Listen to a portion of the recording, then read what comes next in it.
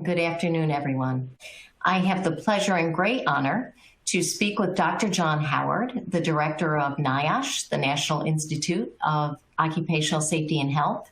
And I really, truly am honored to have the opportunity to speak with Dr. Howard today about what likely is the most pressing and urgent matter that our audience, as employers of literally thousands and tens of thousands of workers across the nation, have been focused on for the last 10 months, the coronavirus pandemic.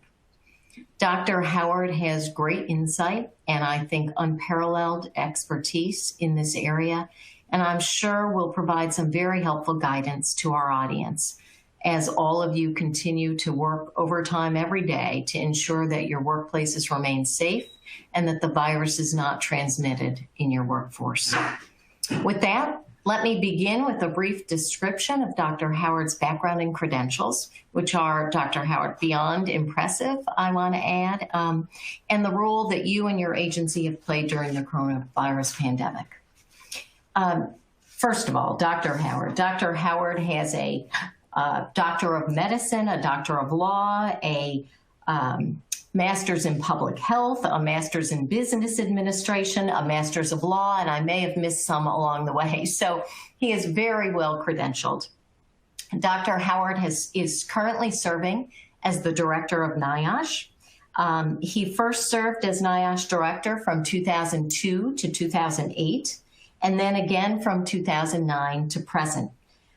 So he has been in this role under both Democratic and Republican administrations, and I think that will be helpful to our discussion today and to the insights that Dr. Howard can provide.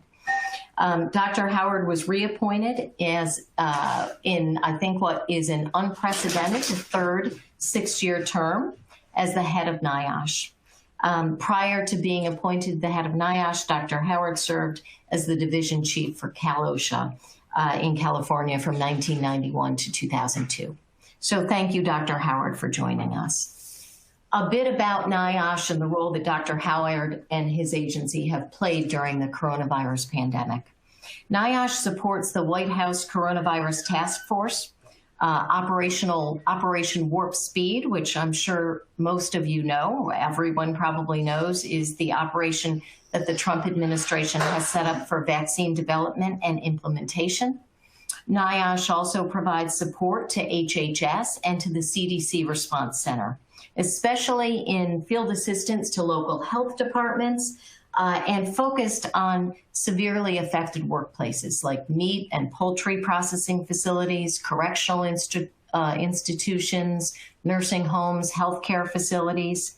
NIOSH, it plays a vital role in making determinations about respirator approval of both domestic and international manufacturers, and critically, and I think a subject of today's discussion in particular, has provided support for the development of CDC guidance in the area of the coronavirus pandemic.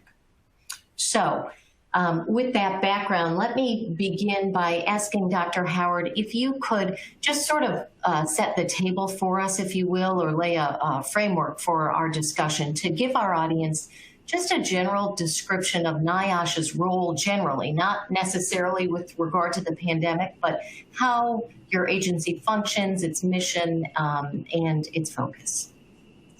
Thank you, Kate, and thanks to everybody tuning in today. I'm happy to answer any questions you have. NIOSH is the only federal agency that does research in the field of occupational safety and health. And in fact, our mission is to generate new knowledge in the field of occupational safety and health and to transfer that knowledge into practice through all of our stakeholders.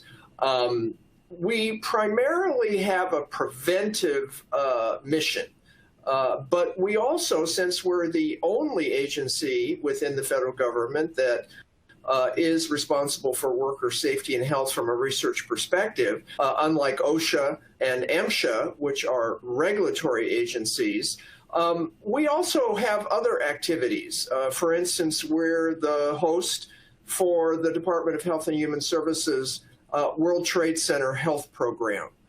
This is a direct health care plan for those responders and survivors of 9/11. We also assist the Department of Labor and the Department of Energy in reconstructing radiation doses that atomic weapons workers were and continue to be exposed to. So we have a varied portfolio of programs within NIOSH. NIOSH is located within the Centers for Disease Control and Prevention. So we assist based on our mission in these large national and international responses, whether it be non-infectious, like the Deepwater Horizon disaster, or whether it be an infectious outbreak, like Ebola in Central Africa, or Zika in Florida and the Caribbean, or now SARS coronavirus 2 here in the United States. So we use our special researchers and field investigators where they can be most appropriate in this one government response that we're currently in. Well, thank you. Thanks for that background, Doctor. I'd like to focus us in on the CDC guidance that has been issued by the CDC regarding the pandemic. Many of our audience, I'm sure, have experienced the challenge, some might say frustration perhaps, with kind of keeping up with the guidance. The CDC has been issuing sort of ever-evolving guidance in this area. So I'd like to ask you first just a general question about, why that is.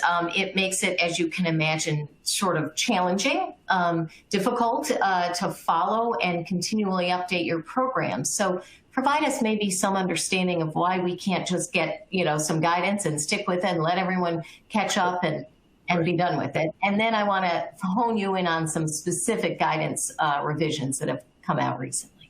Well, great question, Kate. And we certainly realize that it can be very frustrating to folks who go to our website one day and find out a week later we've changed our minds. Clearly, we're in a situation in which we all are learning something new every day about how this virus behaves, its transmission, testing, mitigation measures. And so we have to be a little patient with the learning curve that we're all on. And it is frustrating, and we realize that.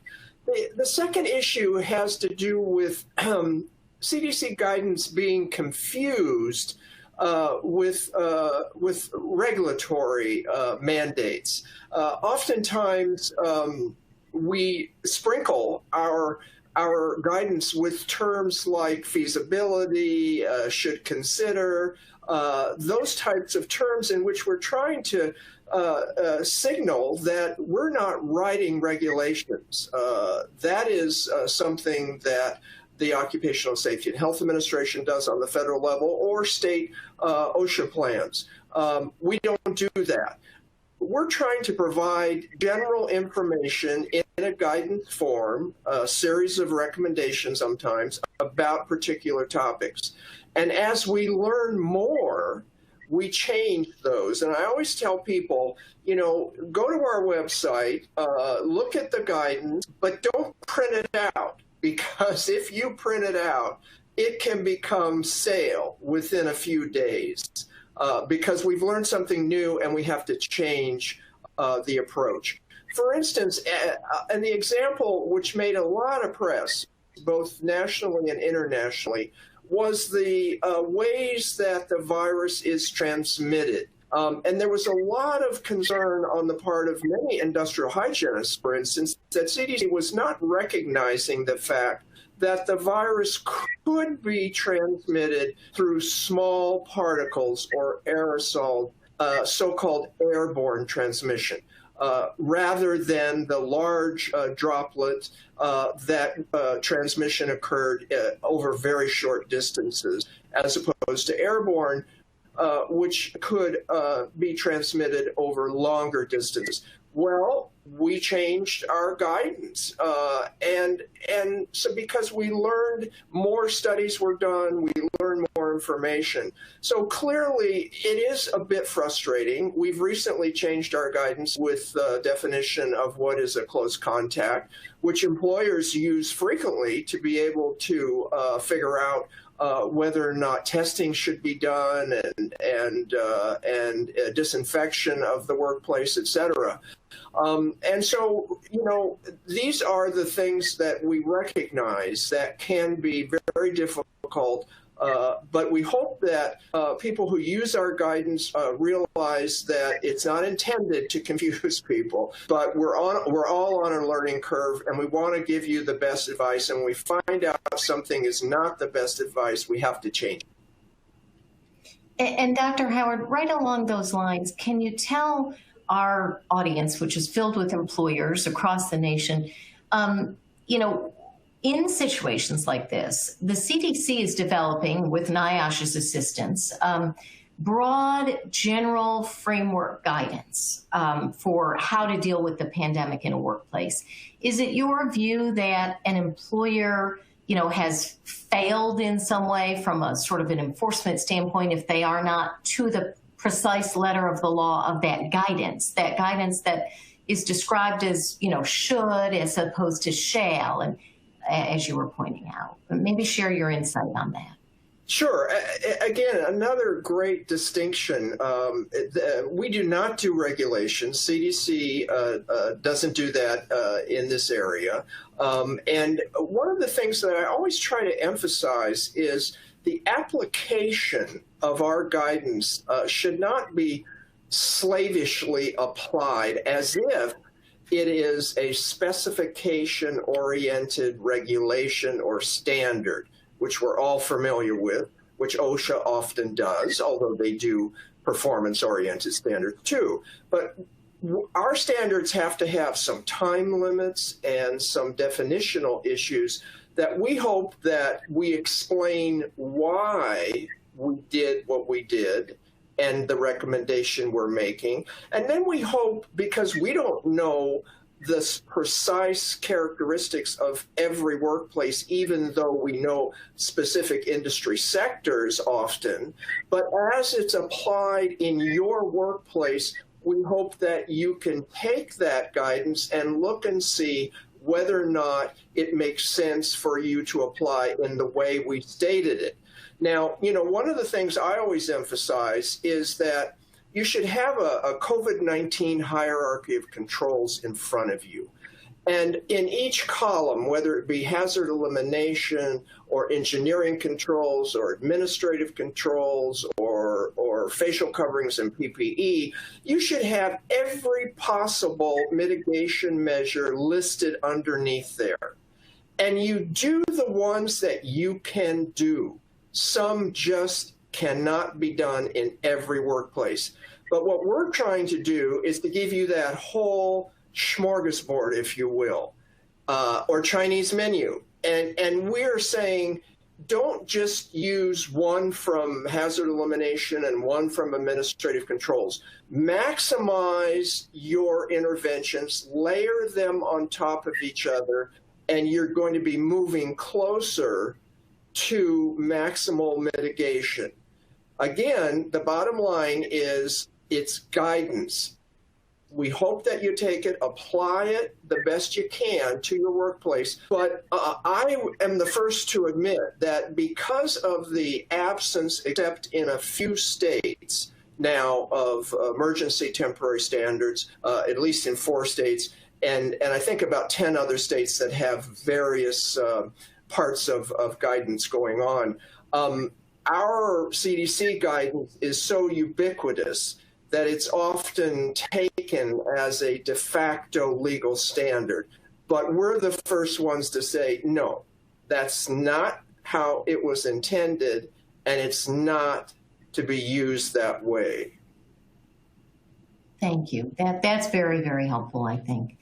Let me back up a minute and talk about the the guidance that you just referenced a few minutes ago, I think it was early October, October 5th, maybe, when CDC recognized publicly that the virus does transmit in airborne form as opposed to just droplet-borne transmission occurring. Yet we've not seen, to date anyway, Dr. Howard, any change in sort of a couple of pretty vital protections or controls related, I thought, to concept of a droplet-borne disease, which is the 6-foot limit that people should keep. And this obviously applies much broader than even workplaces. We're supposed to live this way now in our natural life everywhere we go, including, of course, in our workplaces. So the 6-foot limit and the use of cloth face coverings, which we have now as sort of the new normal in our workplaces across America. Do you, in light of the fact that we now have a recognition by the CDC that the disease transmits via airborne particles as well as droplet, do you foresee any change in those controls that were designed seemingly to deal with droplet-borne transmission? And if so, what changes would you foresee? Well, I think the first thing we need is to characterize the amount of weight of evidence that we have for the three major types of transmission. One, of course, being short-range droplet, large droplets that seem to fall gravitationally to the ground within the 3 to 6 foot limit. And then, as you say, the smaller particles that can become airborne, buoyant in the airstream, and may move further away from the cough generator or the sneeze generator. And then thirdly, the contact transmission or the touch. Right now, if we put all three of these together, we would probably still be able to say that large droplet transmission is the predominant way that we think the virus is spread. But we do not rule out the fact that small particle or airborne transmission may occur. We're less, I think, enthusiastic as we were in the beginning about contact spread. Sure, we believe in disinfection and no-touch areas and all those kinds of things, but we don't think that's a predominant way. So I think if we had to weigh those three transmission methods, it would be large droplets, small particles, and then contact transmission. Now, you ask about, well, how have we changed in terms of an emphasis on airborne versus where we were before? Well, you know, when this thing first started in March and April and May, we had very little guidance on our website about ventilation issues. And here we're talking about three major modalities. One is air exchange or dilution ventilation. How many air exchanges per minute in a space are important. Two, disinfection, what kind of filters are on your ventilation system, and there's a minimal energy rating value, a MERV value that is recommended somewhere around 13 and or with HEPA filters. And three, this idea of actually having a ultraviolet germicidal radiation, either in the ducting or in the ceiling area of rooms, et cetera. So we had very little on our website about ventilation. And when you look today, if you go to the CDC website and enter ventilation, you will see a substantial amount of information that wasn't there before. In fact, NIOSH just put some ventilation FAQs up, because we're realizing that if airborne transmission is an issue in a workplace, then the mitigation measure largely would be ventilation. So as we've advanced our thinking about transmission methodologies, we've also then added on the mitigation side. So I wanted to just clarify that part of your question, having to do with airborne transmission and the mitigation measure of ventilation. And I'm happy to go back to the other issues which you mentioned in that question, which had to do with distancing and facial covering. So if you want to go back to those and narrow those down for us, I'd be happy to talk about those. Sure. Well, how about we tackle it this way? Just thinking, and you and I didn't have this discussion before, but I feel very confident you're comfortable with this. Let's say you have a conference room and you have a meeting distanced, let's say it's some critical situation where you can't be doing this by telework and that sort of thing. And you've got some people in a conference room, they're all in masks and they're 6 feet apart. They leave the conference room. Do we have a sense, does NIOSH have a sense, do you have a sense of how long after those people leave that virus, not talking about touch contamination, I'm talking about contamination that's in the air, when is it safe to have the next group go in? And is that wholly dependent upon what you were just talking about with regard to ventilation? Or is there some guidance, some framework we can say, okay, an hour later, that virus has probably fallen out of the ground? Well, the first thing I would say is I'm no ventilation engineer. The second thing I would say is if you go to ASHRAE, to the American Industrial Hygiene Association websites, to EPA, to CDC, and look at ventilation guidance that's out there, I think you will see a lot depends on air exchanges per hour within the space. Some depends on the directional flow of air. So I think the answer to all of those questions, which I am not capable of answering, is to check with your ventilation engineers for your building. Try to figure out how many air exchanges are going on in that conference room, whether there's filtration of that air or disinfection of the air, and check with these guidances that are out there from people that understand ventilation, which is, of course, a very complex topic. All right, that's very helpful. Very helpful. And let me just ask, let's focus in on a couple of the other changes that have been made recently or clarifications to CDC guidance. In particular, the guidance just recently where CDC has shortened the period of time for quarantine periods under certain circumstances when someone has been out of the workplace from, I believe, 14 days to 10 days. And also the fairly significant change, I think, in determining what is a close contact, going from one sort of single 15-minute exposure within 6 feet to accumulation of exposures over a 24-hour period, all totaling up to 15 minutes. Do you have any, thoughts you want to share about that, why those things happen, why they're important for employers to understand and follow? Sure. Yeah, I got a lot of thoughts on those things. So let's take the first issue, which has to do with quarantine. Okay, so the 14-day default period, and we still say that's the default period. That's based on the fact that the incubation period from the time of exposure to the presentation of symptomatology in those people that are going to be symptomatic, because we know about 40–45% of people can be exposed and remain asymptomatic. But that incubation period from exposure to development of symptoms in 99.99% of people is about 14 days.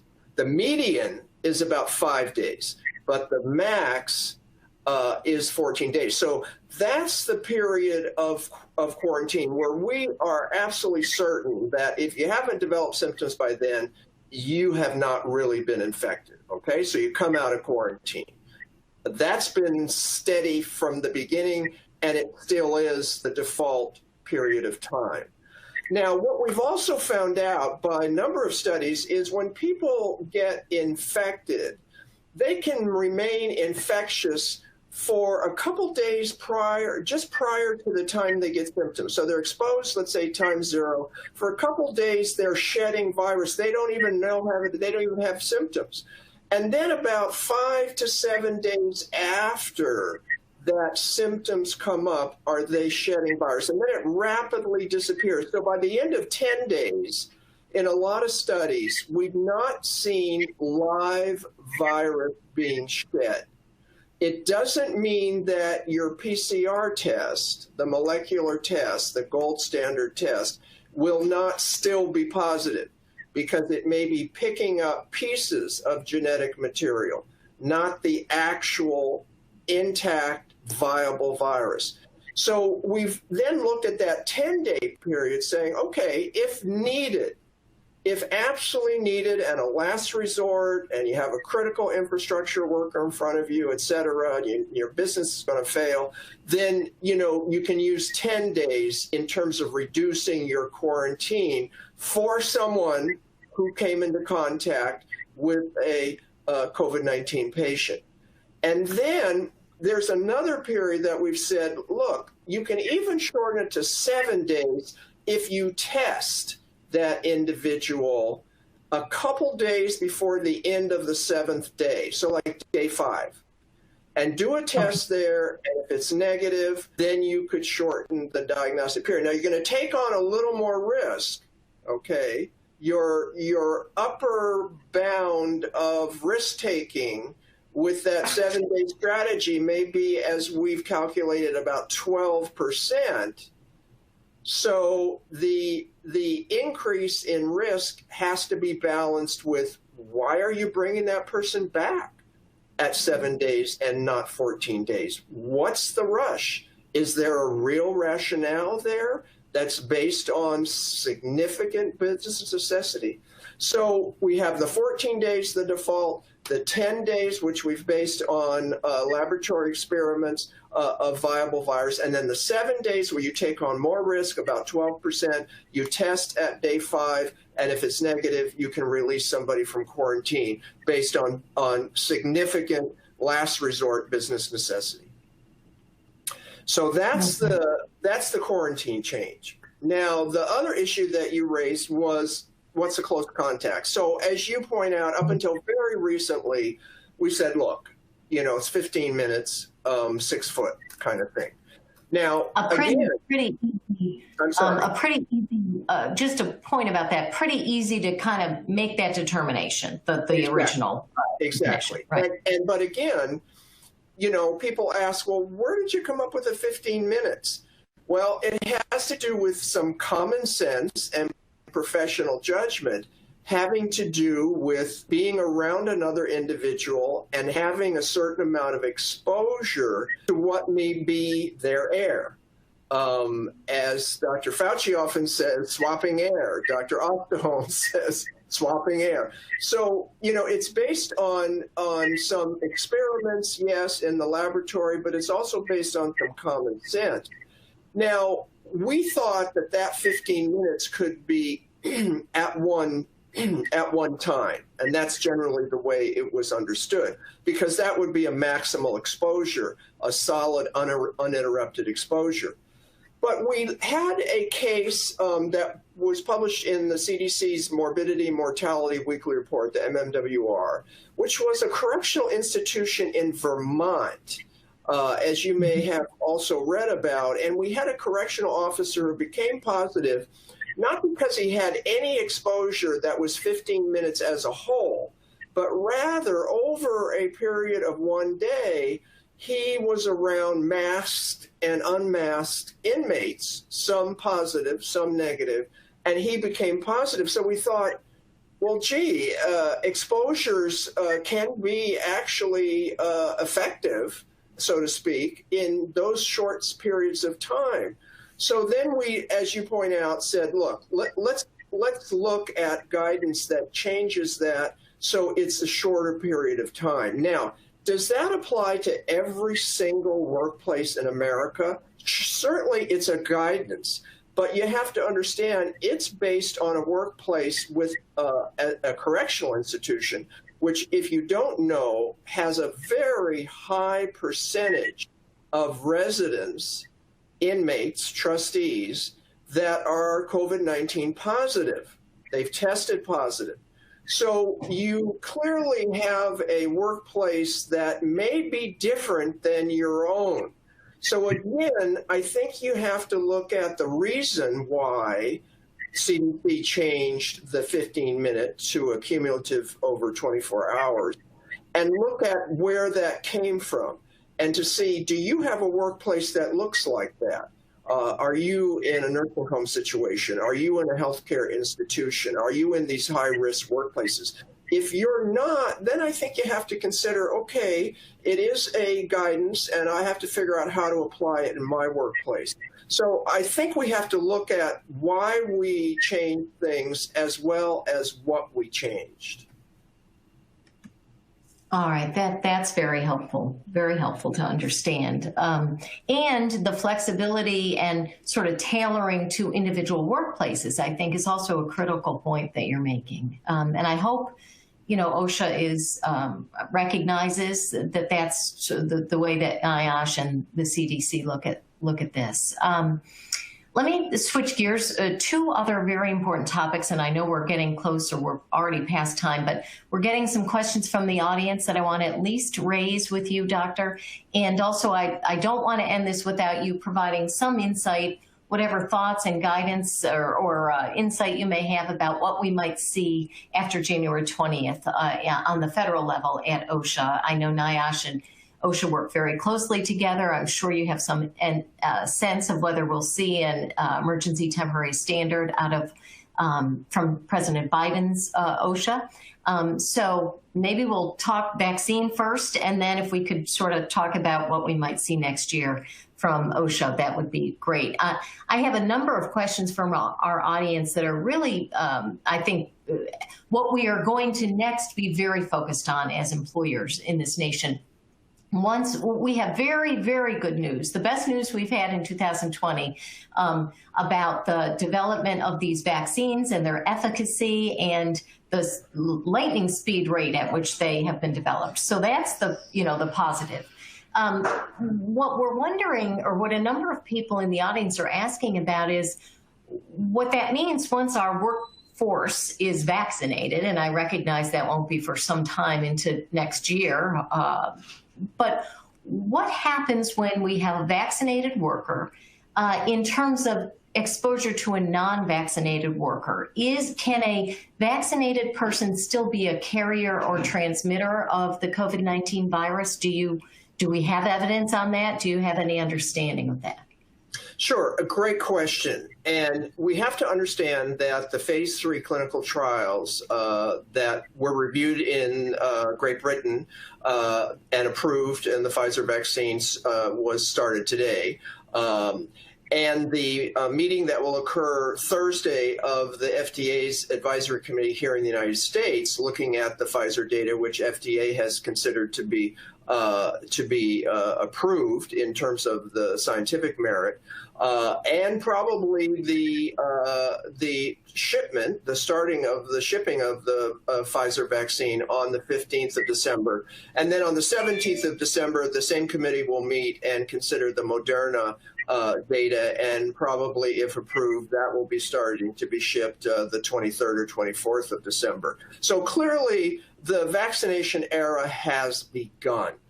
One of the issues that you raise is extremely important, because what was studied in these phase 3 trials of Pfizer and Moderna is whether or not the individuals who got the vaccine versus the individuals who got the placebo, what the nature of their disease, if they became symptomatic and developed COVID-19, how did they do? Did they get serious illness? Did they die? So what was shown was that the vaccinated people did not develop serious illness, okay? It doesn't mean they weren't infected, but the vaccinated people did not develop serious illness that resulted in ICU care, ventilation, etc. What was not studied is whether or not those people could still harbor SARS coronavirus 2 in their nasopharynx. And forward transmission, in other words, movement of those virus particles from their nose to an unvaccinated individual's nose, let's say, that was not studied. And that information we will now see as we collect sort of pharmacovigilance studies, as they're called, and adverse reaction studies. Both of those will go on now as we get more and more people vaccinated. So as you point out, in a workplace that is a collection of vaccinated and unvaccinated people, we will still see the operation and implementation of all of these mitigation measures that we're all tired of and wish would go away. They're not going away anytime soon. Well, I almost wish I hadn't asked the question, but it's important to understand. It's very important to understand. It looks like we're going to be living with this for some time, even under these very positive circumstances of vaccine development. All right. Well, by the way, the control room is sending me messages that we do have a little more time here. So I'm not sure I told you that, Dr. Howard, but if you could stick with us for a little longer, your discussion is very important here. Let's focus, if we can, on next year, not necessarily on us continuing the social distancing and the infection control in our workplaces, but what we expect on the federal level from a Biden administration. Can you share with us any insights into what you think we will see? As you mentioned, we have 3 states, I believe, Oregon, Virginia, California, that now have emergency temporary standards in place. Those do tend for big employers who have facilities in various different states across the nation to present this sort of patchwork of differing requirements. So on one level, for at least uniformity and consistency, a federal standard would be welcome. On the other hand, there's real question, 10 months into this, whether with everyone, I am certain that every employer on this webinar today, or whatever we call this, this summit, has infection control plans in place. They've been following health guidance that's been issued by counties and states. Do we need something overlaid on top of all that? So 1, what do you expect? And 2, what do you think is the right way to go here? Well, I think the only issue that I could comment on is I would not be surprised if the new administration did not move to develop an emergency temporary standard at federal OSHA. It certainly is being talked about by folks who are stakeholders in the labor advocacy community and the worker community. The fact that, as you point out, Kate, I think at least 4 states and 10 others have an ETS, an actual ETS under their regulatory scheme, or at least some guidance along the lines, I certainly would not be surprised. Now, what I think is important for employers to get a leg up on is, if you read the California ETS, which is probably the most extensive so far, or the Virginia or Michigan or Oregon one, you'll see that largely they take CDC guidance and they do convert it into some performance-oriented provisions, or on occasion, some specification-oriented provisions. What to do if an employer has a positive case in their workplace, if they have an outbreak, what kind of distancing issues, masking issues, et cetera.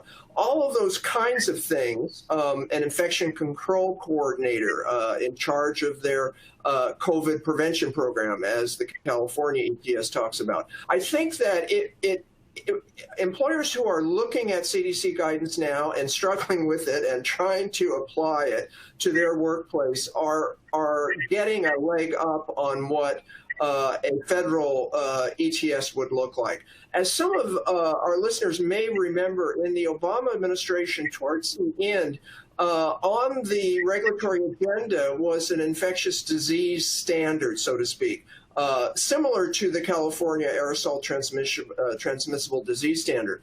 And it was worked on with us at CDC, and then the administrations changed and that standard was dropped.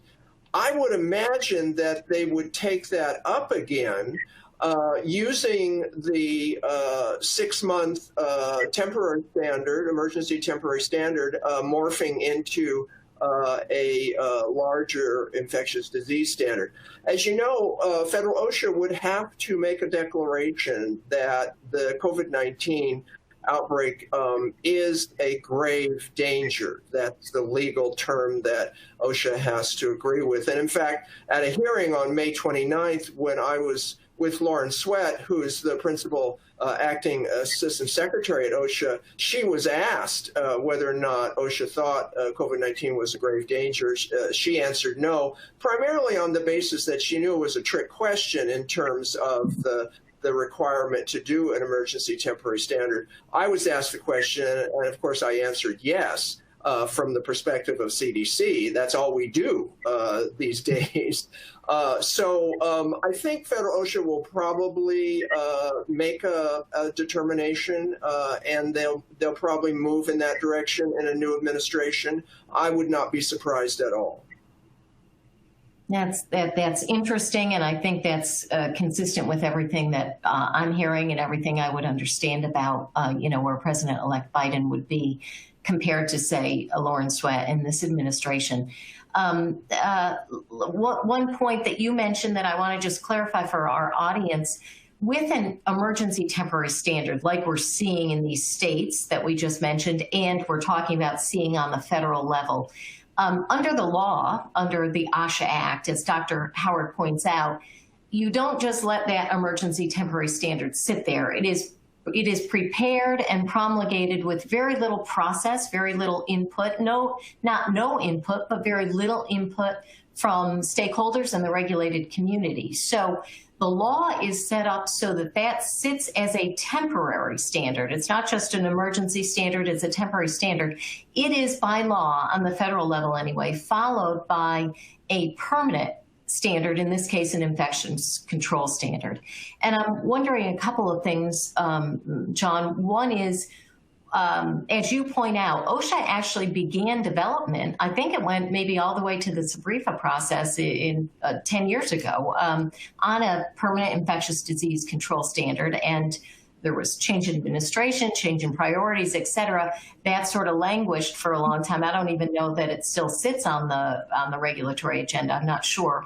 But in any case, do you think that the work that the agency, federal OSHA, had done, along with NIOSH, developing that standard before we had there was no SARS-CoV-2, there was no coronavirus, of this one anyway, will be the model for what we see in both an ETS and a permanent standard? Or do you think that federal OSHA under President Biden will look to California or Michigan, Oregon, or Virginia, or one of these states that have already developed a standard that presumably was targeted specifically to the coronavirus?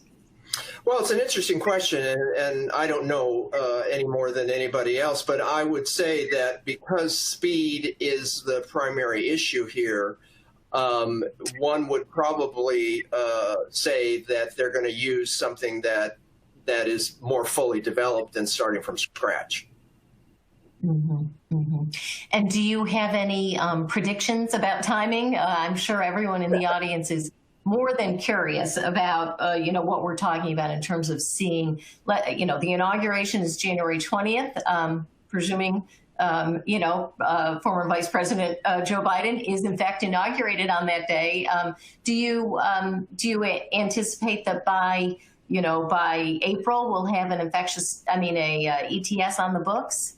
By March, by February, any idea? Yeah, I really can't say. I do think it's a priority, and I think the new OSHA administrator will probably devote a considerable amount of time to it. We have to remember that there are two political appointees at OSHA, federal OSHA. One is the Assistant Secretary, which is a Senate-confirmed position. The other is the Deputy Assistant Secretary, which is not Senate confirmed. So that person could be appointed and start their job on the afternoon of the 20th and start drafting based on 4 states that have already done a lot of work start drafting an ETS. So while the Assistant Secretary nominee goes through FBI checks and gets a hearing in the Senate. So that's sort of the way I think it'll play out. As I say, as you've said, there's a lot of interest for federal OSHA to do something. Yes, yes. All right. Well, now I can't let you go and this discussion end without focusing us on at least spending some time talking about masks, talking about respirators, N95s, and then other types of masks, KN95s in particular. I'm curious if you have any thoughts to share about the efficacy of KN95s. And I know that when I say KN95s, that's not one thing. There are many KN95s manufactured in many different countries, including China. Some have ear loops, some have headbands.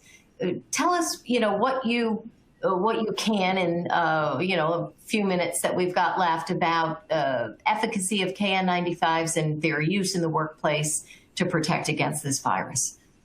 Well, if we had another hour, we could go into it in great detail. But suffice it to say that, we have had 3 times as many submissions to our National Personal Protective Technology Laboratory, which approves N95s, from both domestic manufacturers as well as international manufacturers. And when I say domestic, I have to subdivide that group into our normal N95 manufacturers like 3M, MSA, et cetera, and some folks that have never been in the respirator manufacturing business before. I remember getting a call from the chief engineer at Ford Motor Company in April asking, well, we want to make N95s. And I said, well, sorry, but we don't make them. We just approve them. I suggest that you develop some kind of a joint venture with 3M or something. So we've had just some really interesting, I think, approval stories with regard to some new domestic manufacturers. But they pale by comparison to some of the international respirators who have made claims that on testing we cannot support. We've come to the conclusion that these ear loop N95, KN95s, et cetera, just do not achieve the filtration efficiency that they are advertised about. We've also had a terrible problem with counterfeit KN95s. We've had manufacturers or makers make up our approval numbers and slap them on the side, use our logo, et cetera. We've had to work with the FBI. We've had to have seizures at some of the ports in the United States to grab a hold of these things. California, for instance, took quite a while. They made a contract with a manufacturer in China.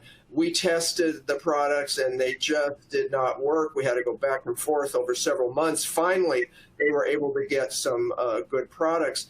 But this has been just a nightmare for us over the past 10 months.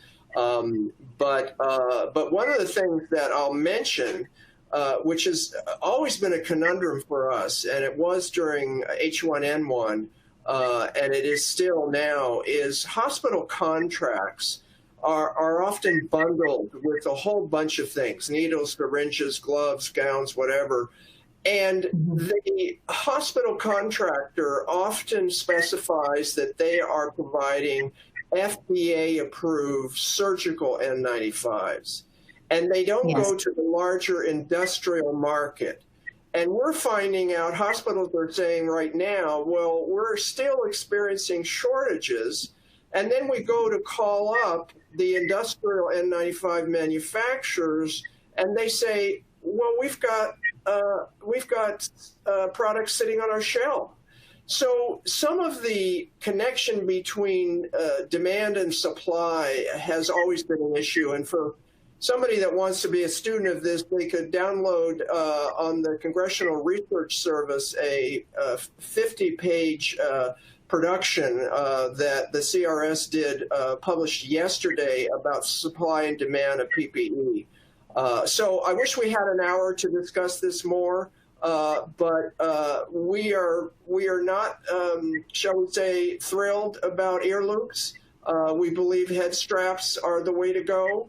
And when it comes to respirators, we can talk about facial coverings that aren't N95s if we want to, but that's the point with our N95s and ear loops.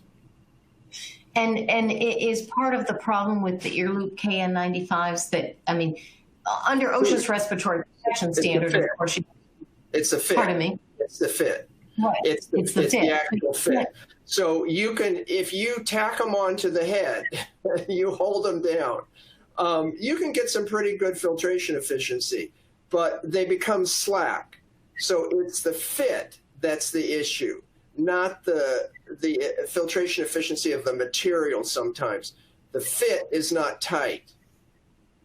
Got it. So you can't really do fit testing on a KN95, at least with the ear loops. Is that it's a struggle. It's a struggle.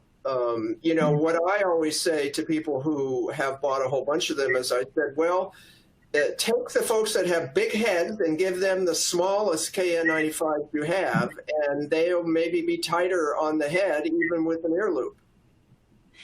Goodness. Okay, so we're going to have to do head measurements in the workplace.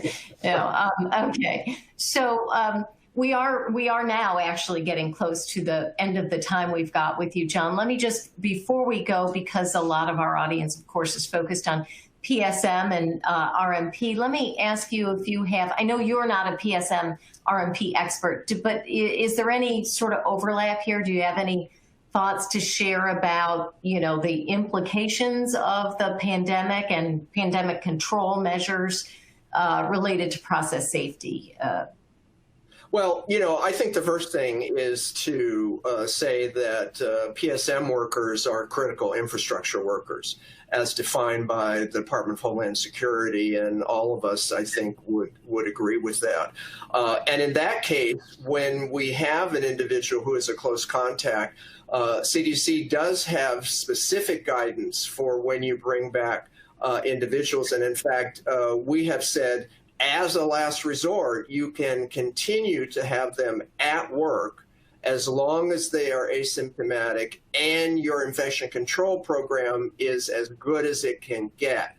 So clearly PSM workers are essential, as any PSM plant is an essential to not only our economy, our national security, but our safety too. One of the issues, you know, your answer here reminds me of a question for PSM workers and some other critical infrastructure workers. There are some states, as you may know, New Mexico, for instance, has issued a fairly stringent shutdown order. And I know that there are some companies that would, in this industry, the petrochemical industry and chemical industry, that which, you know, it is not possible and it is not safe to shut down a facility, even though obviously there's the balance of concerns that has to be measured and weighed when dealing with, say, an outbreak situation in the workplace. Any thoughts there? Right, and I think that's the application that, you know, we think is extremely important, and that motivated us when we were approached by the Department of Homeland Security with regard to the 16 categories of essential industry in the United States, of making sure that we had as good a guidance as we could give with regard to both safeguarding the plant that was involved as the critical infrastructure, as well as safeguarding the health of the workers there. And that's when the guidance for critical infrastructure workers was different than the regular workplace. And again, we did that knowing that, as you point out, you just can't shut down, some of these plants, and you have to make it work. So a lot of close contacts that people will have to an employee who, let's say, becomes symptomatic, leaves the workplace, goes home, and maybe is exposed to 20 other people in the plant. It doesn't mean you have to send them all home and shut the plant. There are guidance that we have to handle critical infrastructure close contact workers. All right, good. Well, thank you very much, Dr. Howard. We, on behalf of our entire audience and my law firm, Eric Conn, and my partner, and all of my law firm, we appreciate your time very much. I've already gotten comments in the comment box about how wonderful you are and how insightful you have been today. So thank you very much for your time. I want to just end today's by thanking everyone for joining in these insightful discussions about PSM and the pandemic and other health and safety issues. We hope today was useful, maybe even enjoyable, and certainly insightful. Thank you, everyone. And thank you, Dr. Howard.